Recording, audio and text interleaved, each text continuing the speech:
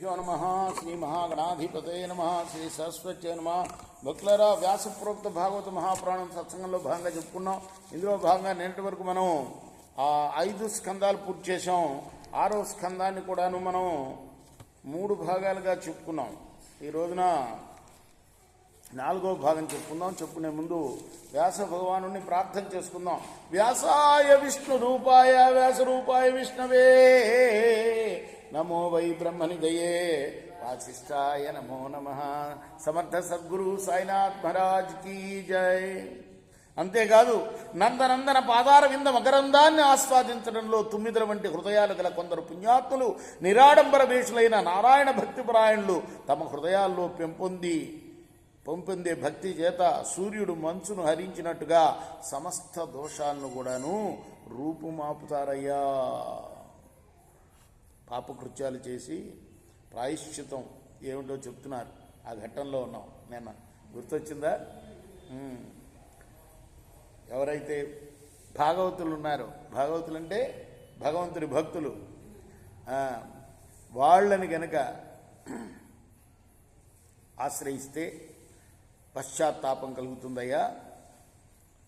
మరికొందరు హరిభక్తులు తమ భక్తి ప్రభావం చేత ప్రభాకరుడు తన ప్రచండ కిరణాలతో కారు చీకట్లను పాలద్రోలినట్టు, అంటే సూర్యుడు ఏ విధంగా అయితే కారు చీకట్లను పాలదోరుతాడో అలా హరిభక్తులు కూడా ఘోరమైన పాప సమూహాన్ని మొదలంటా నిర్మూలిస్తారయ్యా. హస్తినాపురాధినాథులవైన ఓ పరీక్షన్ మహారాజా, సుఖయోగి చెప్తున్నాడు. ఒక రహస్యం చెప్తా విను.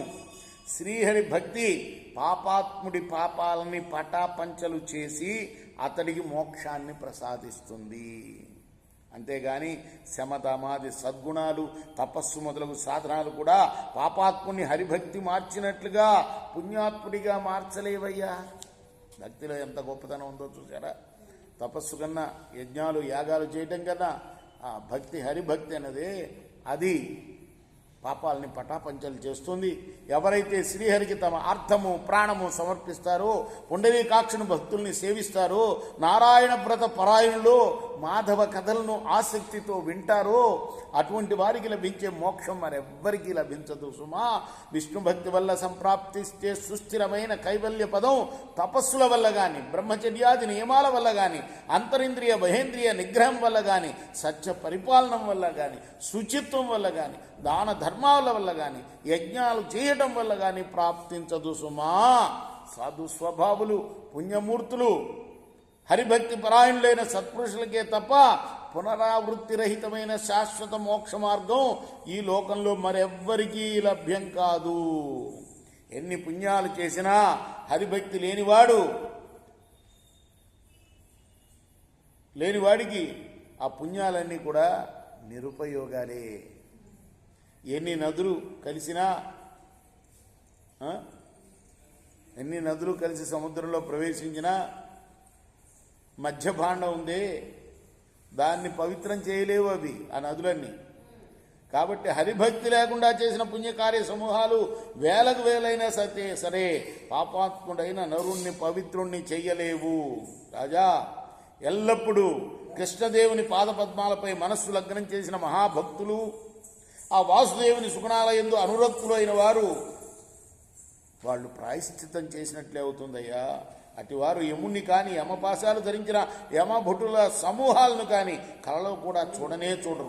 అటువంటి మహానుభావుల్ని, మహాభక్తుల్ని ఎటువంటి పాపకర్మలు కూడా ఏమాత్రం ఆవహించవు సుమా. ఓ పరీక్ష నరేంద్ర, ఈ విషయాన్ని వివరించే ఒకానొక పురాతనమైన ఇతిహాసం చెప్తాను. దాన్ని ఏమంటారంటే విష్ణుదూతల యమదూతల సంవాదం అంటారు. నీకు వినిపిస్తాను, విను. ఏమిటది మనకందరికీ తెలిసిన కార్తీక మాసంలో, కార్తీక పురాణంలో చెప్పుకుంటే అజామీడోపాఖ్యానమే. మహారాజా, పూర్వం కన్యాకుబ్జం అనే పట్టణంలో అజామీనుడు అనే ఒక బ్రాహ్మణుడు ఉండేవాడు. అతడు మహాపాపాత్ముడు, పరమ దరిద్రుడు, నింజచరితుడు, అజ్ఞాని, దురాచారపరుడు, నికృష్ట జీవనుడు. జూదాలన్నా వివాదాలన్నా ఎంతో ఇష్టం వాడికి. దొంగతనానికి పెట్టింది పేరు. యవ్వనపు మత్తులో ఒక దాసీదాన్ని భార్యగా చేసుకున్నాడు. వాడు దాని యందు 10 మంది కొడుకులను కన్నాడు. అతడు ఆ వ్యామోహ సముద్రంలో మునిగిపోయాడు. ఆ పిల్లల లాలన పాలనలో ముద్దు ముచ్చట్లో పడి చాలా కాలం వాడు గడిపాడు. బాహ్య శౌచం లేదు వాడికి, అంతఃశౌచం రెండూ లేవు. సంసార లంపలుడై ఆనందంలో మైమరిచాడు. ఆ మురిపాలన్నీ ముగిసిన తర్వాత ముసలాడైపోయాడు. మలినమైన మనస్సు ఎప్పటికైనా నిర్మలమవుతుందన్నట్లుగా అజామీలుడి యొక్క నల్లటి వెంట్రుకలు తెల్లబడిపోయాయిట. పోలికేంటో గమ్మత్తుగా చేశాడు వ్యాసభగవానుడు. మోహబంధాలు జారిన రీతిగా బలం సన్నగిల్లి అవయవాలన్నీ కూడా పట్టు తప్పి వేలాడాయి.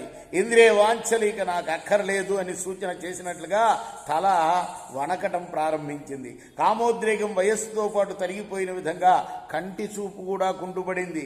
రొప్పు పుట్టింది, పండ్లూడిపోయాయి, దగ్గు ఆయాసం పెచ్చరిల్లాయి, తల నొప్పి మొదలైంది, మనస్సు చెదిరిపోయింది, ముసలితనం ముంచుకొచ్చింది. ఆ బ్రాహ్మణుడికి 88 ఏళ్ళు నిండటం వల్ల మతి చెలించింది. అయినా భ్రాంతి పోలే. అతని చిన్న కొడుకు పేరు నారాయణుడు. అతనంటే అజామీలుడికి చాలా ప్రాణం. రాజా, పుత్రవాత్సల్యం ఆత్మలో పొంగి పొరలగా అజామీలుడు అతని భార్య ఆ కుమారుణ్ణి ఎప్పుడు ముద్దు చేస్తూ ఉండేవారు. అమాయకంగా మాట్లాడుతూ అందమైన కనుముక్కు తీరు కలిగి చక్కటి పాలభాగం గల ఆ పిల్లవాడిని చూచి ఆ దుష్ట బ్రాహ్మణుడు సంతుష్టాత్ముడై మురిసిపోతూ ముద్దులాడసాగాడు. అజామీలుడు పిల్లవాని యందు ప్రేమచే కట్టుబడి నారాయణుడు పక్కన కూర్చుండందే భోజనం చెయ్యడు, నీళ్లు తాగడు. ఆటపాటల్లో సైతం వాడితో కలిసి ఆడుతూ పాడుతూ కాలం గడపడం మొదలుపెట్టాడు. ఆ విధంగా పుత్రవాత్సల్యంతో పుత్రవ్యామోహంతో ఉన్న అతడు ఆ పారవస్యంలో రాబోయే మరణాన్ని కూడా తెలుసుకోలేకపోయాడు. ఈ విధంగా కాలచక్ర గమనాన్ని గమనించకుండా కాలక్షేపం చేస్తూ ఉండగా అతనికి భయంకరమైన మరణకాలం ప్రాప్తించింది. అప్పుడు అతడు ఎక్కువైన ప్రేమాశయంతో తన మనస్సు నారాయణుడనే తన కొడుకుపై నిలిచి ఉండటం చేత కుమారుణ్ణి తలుచుకొని నారాయణ అంటూ పెద్దగా కేకబెట్టాడు. ఆ సమయంలో అత్యంత పాపాత్ములను బాధించడానికి వచ్చిన సకలలోక భయంకరులైన యమకింకరులు అతనికి కనిపించారు. వాళ్ళని చూడగానే వాడి గుండెలు చెదిరిపోయాయి.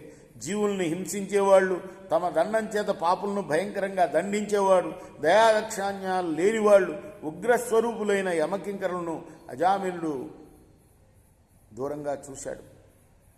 కోపంతో నిప్పులు కక్కుతున్నారు వాళ్ళు. లావుపాటి పెదవులతో, వికారమైన ముఖాలతో, క్రూరమైన చూపులతో మీదకి దూకుతున్నారు. తమ చేతుల్లో భయంకరాలైన త్రాళ్ళు, కత్తులు, కటారులు పైకి లేపుతూ ఉన్నారు.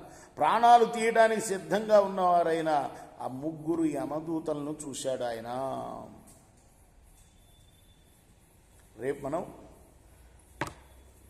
5వ భాగంలో మిగతా కథను కొనసాగిద్దాం. కృష్ణార్పణమస్తు. సాయి కృష్ణార్పణమస్తు. శ్రీ సచ్చిదానంద సద్గురు సాయినాథ్ మహారాజ్ కీ జై. చేకోరా హారతి దిగో సద్గురునాథ దేవ సాయినాథ. పాంచభౌతిక తత్వములానే హారతులిత్తుమురా. నిర్గుణం మగు స్థితే వీడి ఎట్లి ఆకారం పొందితివో సాయిరాం. సర్వము నిండిన నీవే ఇంకను